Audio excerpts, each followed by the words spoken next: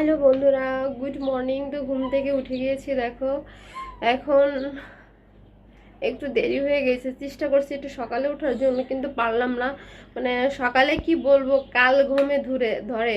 হ্যাঁ, তো যাই হোক, এখন উঠছি। উঠে আমার ছেলে চলে গেছে পড়তে, আজকে না খেয়েই গেছে। তো আমি মনে করছি এখন তাড়াতাড়ি একটু খিচুড়ি রান্না করি, তাহলে ইয়ে হবে। কারণ এখন রুটি করা নাই, তো এখন রুটি করে বাঁচতে গেলে অনেক দেরি হয়ে যাবে। তার জন্য আমি খিচুড়ি রান্না করতেছি। তো ব্লগটা দেখতে থাকো বন্ধুরা।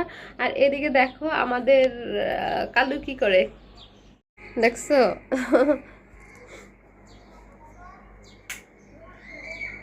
দেখছো, ও ঘুমায়। আচ্ছা, তা বন্ধুরা তোমরা ব্লগটা কন্টিনিউ করো। তো বন্ধুরা দেখো, আমি এই যে ব্যাচেলর খিচুড়ির জন্য সব কিছু গুছিয়ে নিয়েছি। তো এটার নাম দিয়েছি আমি ব্যাচেলর খিচুড়ি।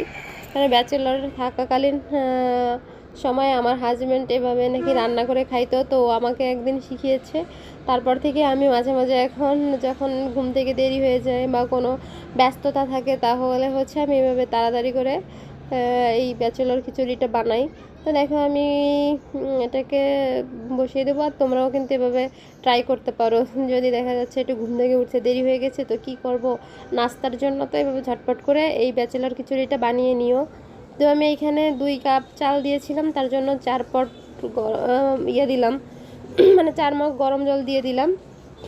তো একটু টমেটো দিলে বেশি ভালো হতো, কিন্তু টমেটোটা নাই। আর ধনেপাতাও খুব কম, কারণ বাজার করা হয় নাই।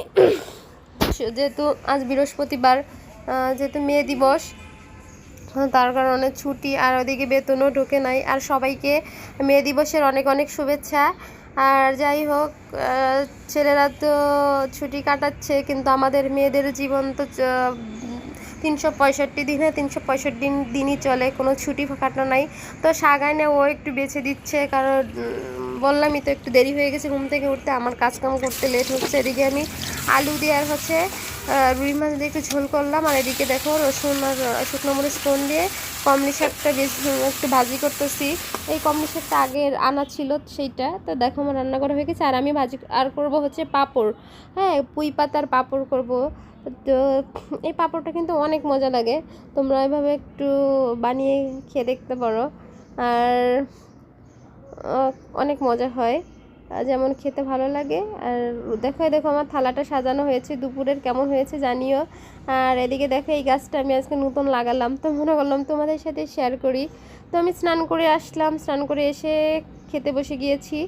তো খাওয়া দাওয়া করতেছি দুপুরের, মানে সারাদিন ক্লান্তির পরে, কষ্টের পরে এখন 2টা শান্তি মতো খাওয়া, এটা যে কি ভালো লাগে। আর এরপরে খাওয়ার পরে একটু রেস্ট করে একটু নিচে নামবো, কারণ বেবিকে নিয়ে একটু নিচে প্রতিদিনই একটু চেষ্টা করি ওকে বাইরে নিয়ে যাওয়ার, ঘোরার জন্য। তাহলে কি ইয়েটা মনটা ভালো থাকে, ফ্রেশ থাকে, পড়ালেখা মনোযোগ বাড়ে। তো দেখো বাসায় চলে আসছি, বাসায় চলে এসে চা করে নিলাম, কারণ আজকে কিছু বানাই নাই। কারণ খেতে খেতে আমাদের অনেক দেরি হয়েছে, তো ওটা সবার জন্য লাল চা করছি। আর বন্ধুরা, যদি ভিডিওটা তোমাদের ভালো লাগে অবশ্যই লাইক কমেন্ট করবা, আর আমার চ্যানেলটা প্লিজ সাবস্ক্রাইব করে দিবা, আর পাশে থাকবা।